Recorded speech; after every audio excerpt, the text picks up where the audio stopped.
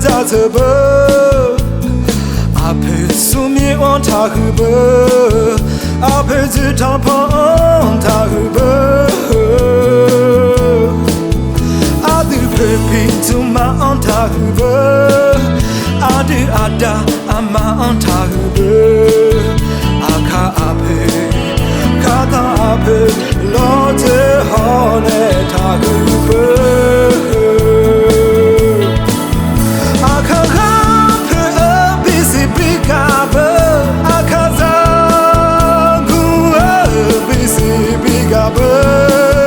Akaza menumdo Akaza mana tabyete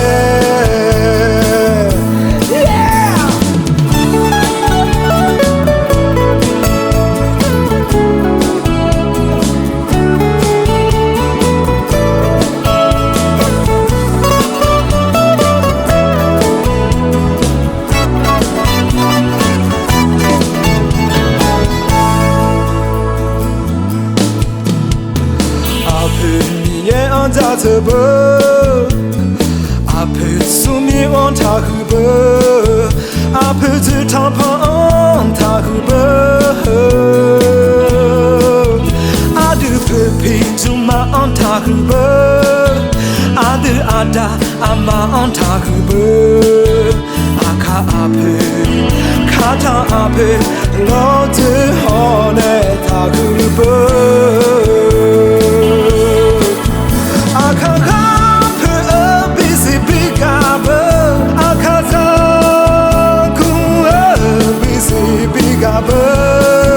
Akaza menumdo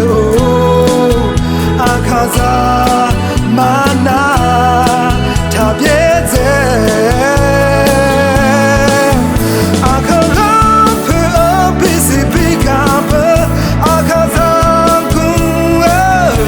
bisi bigaba Akaza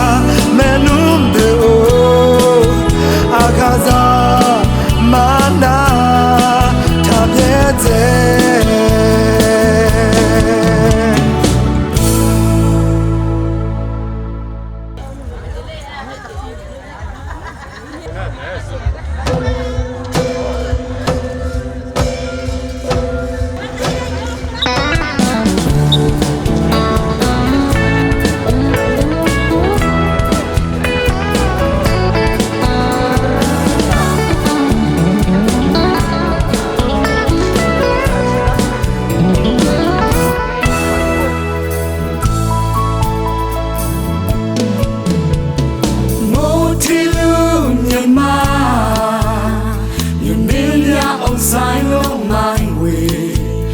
My dear, then when the she share your madam was he. A catayado, ye,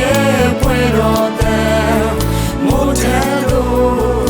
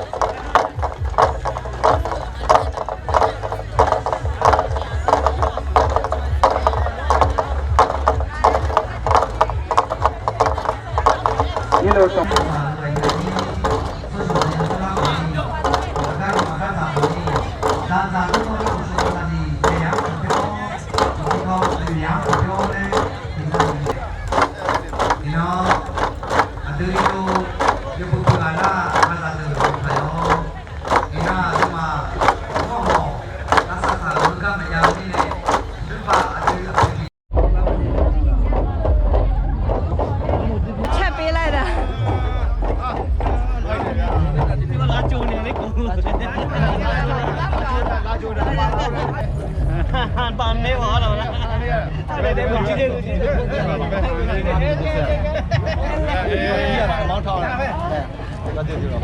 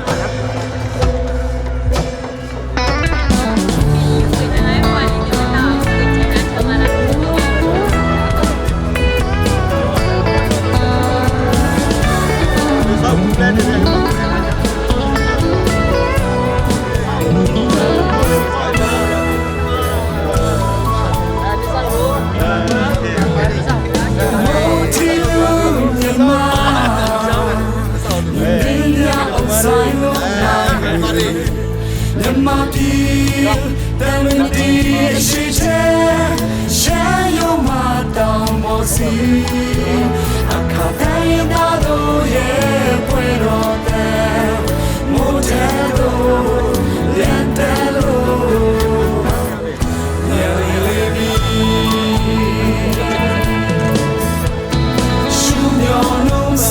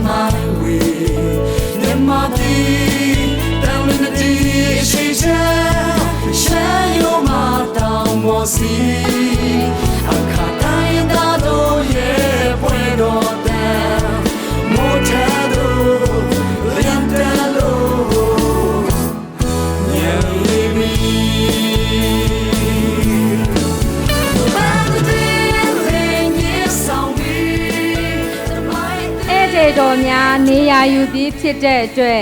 12ကြိမ်မြောက်အခါရိုးရာခထွန်းဖားပွဲတော်အားတွိဂံဒေသတိုင်းစစ်ဌာနချုပ်တိုင်းမူ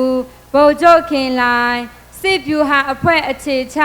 တရှိလိမ့်မှစစ်ဗျူဟာမူဗိုလ်မှူးကြီးတော်စင်ဦးပြည်နယ်ဒုတိယအထွေထွေအုပ်ချုပ်ရေးမှူးဦးရဲနိုင်တရှိလိမ့်ခရိုင်အုပ်ချုပ်ရေးမှူးဦးမြင့်နိုင်အခါတိုင်းရင်းသားရေးရာဝန်ကြီးဦးအာဘေလာအခါတိုင်းရင်းသားခေါင်းဆောင်ဦးမင်းညိုတို့ကဖဲကြိုးဖြတ်ဖွင့်လှစ်ပေးခြင်းနှင့်နှစ်တအမတ်တရားလက်ဆောင်ပေးအပ်ခြင်းမင်္ဂလာချင်းကြားရောက်ပြီးဖြစ်တဲ့အတွက်အခါရိုးရာခထွန်းဖားပွဲတော်အားဖဲကြိုးဖြတ်ဖွင့်လှစ်ပေးနိုင်ပါရန်တင်ပြအပ်ပါရရှင်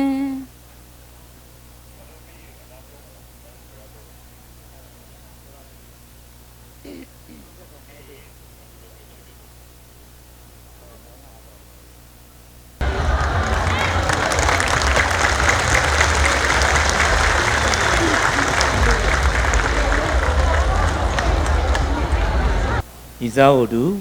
အားလုံးပဲမင်္ဂလာပါခါတိုင်းသားများရဲ့12ကြိမ်မြောက်ကာယူဟာစုပေါင်းကာရမောင်းပွဲတွေကိုတည့်ရောက်ကြတဲ့စစ်ဖက်နယ်ပယ်မှရရှိကြီးများခါတိုင်းရရေးရာဝန်ကြီးတိုင်းသားခေါင်းဆောင်များမြို့ပြည်မြို့များတိုင်းသားကိုယ်စားလှယ်များအားလုံးကိုကြမ်းမှာစိတ်ချမ်းသာပြီးမင်္ဂလာပေါင်းနဲ့ပြည့်စုံပါစေလို့နှုတ်ဆက်မေတ္တာပို့တာပါတယ်ဒီနေ့ဟာခါတိုင်းသားများရဲ့ဂုဏ်ယူပွဲရာနှစ်တနည်းရဲ့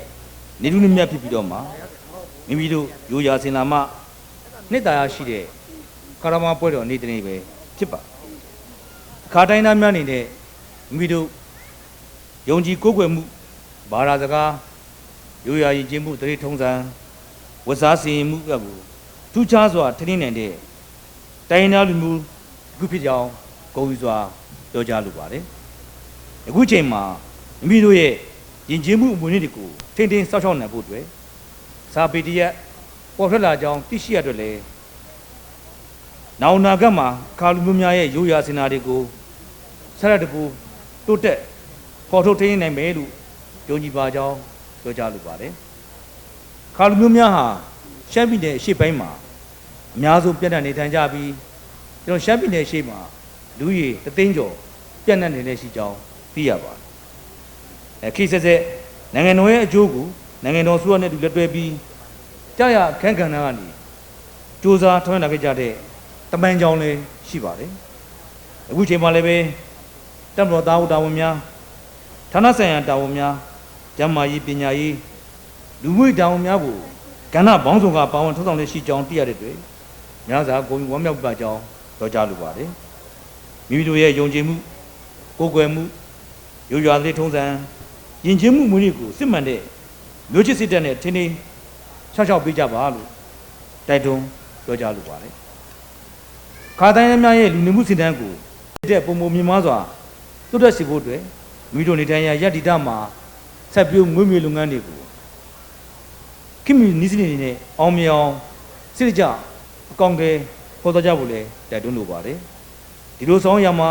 ခက်ခဲရှိလို့ရှိရင်လည်းပဲအခါတိုင်းနာအကြီးကဲများရည်စီကျွန်တော်တက်မလို့နိုင်ငံတော်ဆိုရကိုတင်ပြနိုင်ကြောင်းပြောကြားလိုပါတယ်ခါတိုင်းနာများရဲ့ရိုးရာစုပေါင်းခါတော်ပါပွဲတော်မှာတည်းမိမိတို့ရဲ့အခါရိုးရာကိုယ်ကွယ်မှုဘာသာယဉ်ကျေးမှုမွေးနေ့ကိုဖော်ထုတ်ထိန်းသိမ်းကြပါလို့တိုက်တွန်းလိုပါတယ်ခါရိုးရာစုပေါင်းခါတော်ပေါင်းပွဲတော်ကိုကြောက်ကြတဲ့အဲ့ဒီတော်များနဲ့အခါတိုင်းသားများနေနဲ့နိုင်ငံတော်ရဲ့အဓိကတာဝန်ကြီး၃ရပ်ဖြစ်တဲ့ပြည်တော်စုမပြိုကွဲရေးတိုင်းသားစီတုံးညီမှုမပြိုကွဲရေးချုပ်ချာအာဏာတည်တံ့ခံမဲဆိုတဲ့ဒုတာဝကြီး၃ပါးကိုအစဉ်အဆက်ဥထိပ်ပန်းဆင်ပြီးခင်မီပြုံးသွတ်တဲ့နိုင်ငံတော်ကြီးတည်ဆောက်အောင်ပါလေရရကဏ္ဍကနေပါဝင်ဆောင်ကြဖို့တိုက်တွန်းလိုပါတယ်ဒီနေ့ဟာအခါရိုးရာယုံကြည်ကိုးကွယ်သူများဥဆောင်ဥရပြုတ်တဲ့12ကြိမ်မြောက်အခါရိုးရာစုပေါင်းခါတော်ပါပွဲတော်မှာတည်းခါတိုင်းသားများကိုအထူးမှာကြားလိုတာကတော့ခါတိုင်းသားများရဲ့ရိုးရာယဉ်ကျေးမှုအမွေးနေ့များကိုဆက်လက်ထိန်းသိမ်းသွားကြပါယခုတည်ဆောက်ထားတဲ့အခါတိုင်းသားများရဲ့စီလုံးညှိမှုကိုအစဉ်တည်တတ်အောင်ကြိုးစားကြပါပညာမြင့်မှလူမျိုးမြင့်မဲ့ဆိုတဲ့အတိုင်းခါတိုင်းသားမောင်ဝင်များမှအသိပညာအတတ်ပညာများကိုကြိုးစားတင်သွားကြပါညွန့်သုံးစင်မဲ့မူဇေဝါကိုသူချင်းရောအဖွဲ့စည်းလိုက်ပါရှောင်ရှားတက်ဖြတ်ပေးကြပါခါတိုင်းသားများဟာလားနေပယ်တိကကျင့်မတဲ့ညီလာခံတွေဆွေးနွေးပွဲများအဆွေးများကိုတက်ရောက်ကြရရှိပြီး၎င်းတို့မှတည်းမိမိလူမျိုးပါဝင်ခြင်းဒေသမိမိနိုင်ငံတွေအကျိုးရှိစွာပေါ်ဆောင်သွားကြပါခါတိုင်းသားကြီးများမှလည်းများပြားတဲ့တောင်များကိုဇဲဘလျှော့ပဲစူးစမ်းတောင်းထဆောင်ပေးကြပါခါတိုင်းသားများကြီးလည်းယခုကဲ့သို့အကြီးကဲများနဲ့ယုံကြည်စီစီလုံးလုံးလက်တွဲပေါ်ဆောင်သွားကြပါစစ်မှန်တဲ့မျိုးချစ်စိတ်ဓာတ်နဲ့ပြည်တော်စုမျိုးကွဲရေးတွေခါတိုင်းသားများအနေနဲ့စီစီလုံးလုံးယဉ်ကျေးနဲ့တိုင်းသားစီတို့ညုကိုလက်တွေ့ကောင်းတဲ့ပေါ်ဆောင်ရကြပါဒီကုရုံအနေနဲ့ပြောကြလို့ကတော့ခါတိုင်းသားလူမျိုးစုတို့ရဲ့ခါတော်မှာပွဲတော်မှာသည်ခါတိုင်းသားများရဲ့ရိုးရာဓလေ့ယဉ်ကျေးမှုအမွေးနေ့များဆက်လက်ဖော်ထုတ်ထိန်းသိမ်းနိုင်ပါစေနိုင်ငံကိုမိမိတို့လူမျိုးစုကုံကိုဖော်ဆောင်နိုင်ကြပါစေခါတိုင်းသားများအားလုံးစီလုံးညွန့်အောင်အပြင်ခါတော်မှာပွဲတော်ကိုစီစဉ်ပြည့်နှစ်စဉ်နှစ်တိုင်းကျင်းပနိုင်ပါစေနေ့တည်းမှာလူရင်ဆန္ဒများပြည့်စုံပါစေကြောင်းစုမှုကောင်းတောင်းရင်ညီကုန်းကျိုးအပ်ပါတယ်ဒီအားကိုလူငြိမ်းချမ်းအားရပါစေအားလုံးကိုကျေးဇူးတင်ပါတယ်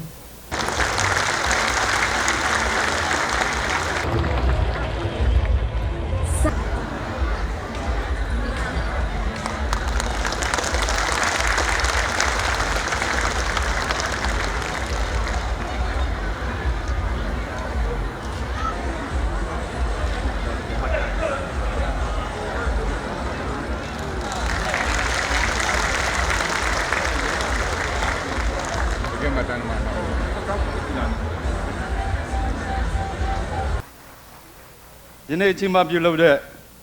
12ကြိမ်မြောက်အခါတိုင်းရင်းသားများစုပေါင်းခါထံဖပွဲတော်တို့ကြောရောက်ချင်းမပေးပါတော့ရက္ကန်ဒေသတိုင်းစစ်ဌာနချုပ်တိုင်းမှုနဲ့ဇနီးရှမ်းပြည်နယ်ရှိပိုင်းပြည်နယ်အုပ်ချုပ်ရေးမှူးနဲ့တကွစစ်ဖက်နယ်ဖက်မှဌာနဆိုင်ရာကြီးကဲများအထူးဧည့်သည်တော်များ ယာနီယာဝင်းမှလာရောက်ကြတဲ့အခါတိုင်းရင်းသားညီကိုမောင်နှမများပွဲတော်တို့ပါဝင်ဆင်နွှဲကြတဲ့တွေ့ချင်းတိုင်းရင်းသားညီကိုမောင်နှမအားလုံးကိုမင်္ဂလာပါလို့ဥစွာဂရဝပြုနှုတ်ခွန်းဆက်တာပါတယ်ဒီကနေ့ဟာဖြစ်ရင်ကျွန်တော်အခါတိုင်းရင်းသားတွေအတွက်အင်မတန်ဂုဏ်ယူဝါမြောက်ရမယ့်နေ့ထူးနေ့မြတ်တဲ့နေ့ဖြစ်ပါတယ်ကျွန်တော်တို့အခါတိုင်းရင်းသားတွေမှာရိုးရပွဲတော်ဆိုတာ12လရာသီမှာလအလိုက်ရှိပါတယ်ဒါပေမဲ့လို့နေ့တစ်နေ့မှာမဖြစ်မနေကျင်းပရမယ့်ပွဲတော်3ခုရှိပါတယ်အဲ့ဒါကတော့ဟုံဖြူလို့ခေါ်တဲ့ကျဲဥပွဲတော်ပြီးတော့မှရဲခုဆိုတဲ့ကျွန်တော်ဒန်စီပွဲတော်ရဲ့ဒီကနေ့ကျင်းပနေတဲ့ခါထန်ဖာပွဲတော်ဆိုဒီပွဲတော်3ခုဟာအခါလူမျိုးမှန်ရင်မဖြစ်မနေကျင်းပရမယ်ပွဲတော်ကြီးတွေဖြစ်ပါတယ်အခါရိုးရာယုံကြည်ကိုယ်ကွယ်မှုအရမိမိတို့အစီအမြဲကြီးစုဆောင်းလျှောက်ဆောင်မပေးနေတဲ့အဖေမြဲအနေနဲ့ရှင်ဘိုးဘေးပြည်ပြင်းများကိုတဏိတကာလပတ်လုံးမှာလို့ဆောင်လို့ရခဲ့တဲ့အောင်မြင်ခဲ့တဲ့လေယာထွက်ကုန်ဒနာဥစ္စာစရိအောင်မြင်မှုအားလုံးအတွက်ဘိုးဘေးတို့အားကျေးဇူးတင်ပူဇော်ခြင်းနဲ့တူလာမယ့်နေ့တည်းမှာလည်းပဲဒီထက်မကအောင်မြင်မှုရှိအောင်ဆက်လက်ပြီးတော့မှစောင့်ရှောက်ပေးပါဆိုတဲ့ရည်ရွယ်ချက်နဲ့ကျွန်တော်ကျင်းပနေခြင်းပဲဖြစ်ပါတယ်ရခင်ကဆိုရင်ကျွန်တော်တို့မိမိရဲ့ခြေပါလိုက်နေရလိုက်ဒေတာလိုက်တီးခြားစီကျင်းပခဲ့ကြပေမဲ့လည်း2008ခုနှစ်ကနေစပြီးတော့မှအမျှော်အမြင်ရှိတဲ့အခါတိုင်းရင်းသားခေါင်းဆောင်တွေရဲ့ဦးစီးဦးဆောင်မှုနဲ့အတူကျွန်တော်တို့စုပေါင်းပြီးတော့မှကျင်းပလာတဲ့အခါထမ်းဖားပွဲတော်ဟာဖြစ်ရင်ဒီကနေ့ဆိုရင်12ကြိမ်မြောက်တိုင်ခဲ့ပြီဖြစ်ပါတယ်ဒီလိုကျင်းပခြင်းအပြင်ကျွန်တော်တို့ယာနီယာဝေးမှာနေတဲ့ကျွန်တော်အခါတိုင်းရင်းသားအချင်းချင်းဆွေမျိုးသားချင်းပြန်လဲဆိုတွေ့ချင်း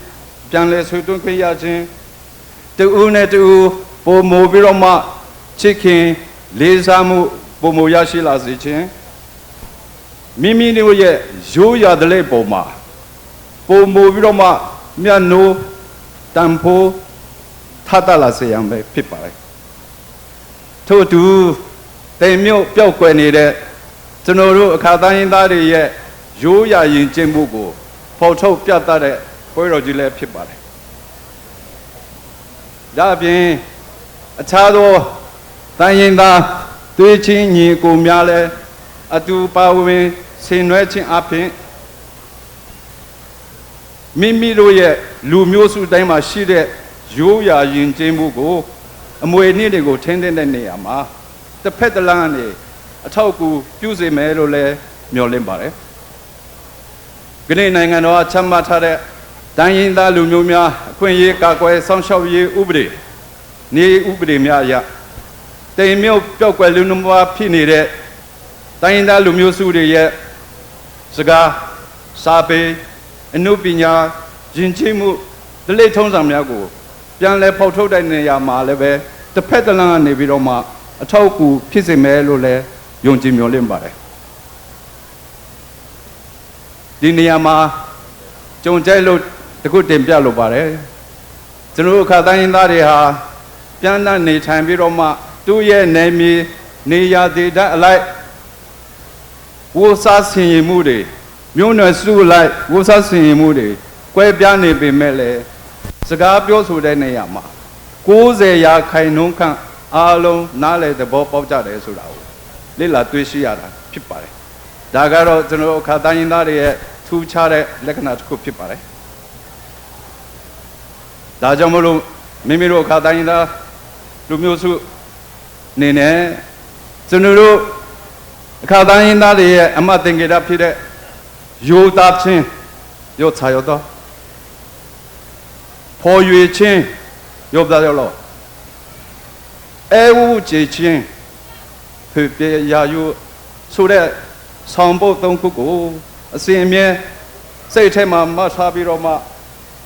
မိမိတို့ရဲ့ရရွာဒေသမိမိတို့ရဲ့နေမြေအချမ်းတန်ရရေးအတွက်လူမှုဘဝဖွံ့ဖြိုးတိုးတက်ရေးအတွက်ဒီဒေသဒီနေရာမှာနေထိုင်တဲ့ကျွန်တော်တို့တိုင်းရင်းသားသွေးချင်းညီကိုများနဲ့တူလက်တွဲပြီးတော့မှဆောင်ရွက်သွားကြဖို့အထူးပဲတိုက်တွန်းလိုပါတယ်ဒီကိုချုပ်အနေနဲ့ယခုလိုကြီးကျယ်ခမ်းနားတဲ့12ကြိမ်မြောက်ခါတိုင်းသားစုပေါင်းခန္ဓာမပွဲတော်ကိုအောင်မြင်ဖြစ်မြောက်အောင်အဖက်ဖက်ကနေပြီးတော့မှအပြင်ပန်းခံအနစ်နာခံပြီးတော့မှဦးစီးဦးဆောင်ပြုခဲ့ကြတဲ့အခါတိုင်းသားကောင်းဆောင်များ PCR လူအားငွေအားကာယညာနာအဖြစ်အဖက်ဖက်ကနေဝိုင်းဝန်းကူညီပေးရတဲ့အခါတိုင်းသားများနဲ့ဌာနဆိုင်ရာများအားလုံးကိုလည်းပဲအထူးကျေးဇူးတင်မှတ်တမ်းတင်ရှိပါကြောင်းပြောကြားလိုပါတယ်။ဒါကြောင့်ဒီနေ့လိုကျွန်တော်တို့တိုင်းရင်းသားညီကိုတွေဒီနေရာမှာဆုံတွေ့ပြီးတော့မှတပြောတပါခါထမ်းဖပွဲတော်ကြီးကိုကျင်းပနေရနေသူလာမယ့်နေ့တွေမှာလည်းဒီထက်မကကျင်းပနိုင်ဖို့ရအတွက်လာမယ့်နေ့တွေမှာတဲ့ရောက်လာကြတဲ့ကျွန်တော်တို့အခါတိုင်းရင်းသားများနဲ့အတူဧည့်သည်တော်များအားလုံးစိတ်ချမ်းသာခြင်းကိုယ်ရေးချမ်းသာခြင်းနဲ့ပြေဝပါစေလို့ဆန္ဒပြုဆုတောင်းပေးနေကုန်ချုပ်အပ်ပါတယ်ကျေးဇူးတင်ပါတယ်ခင်ဗျာဒီဝါနော်လို့ဂလာလူမာ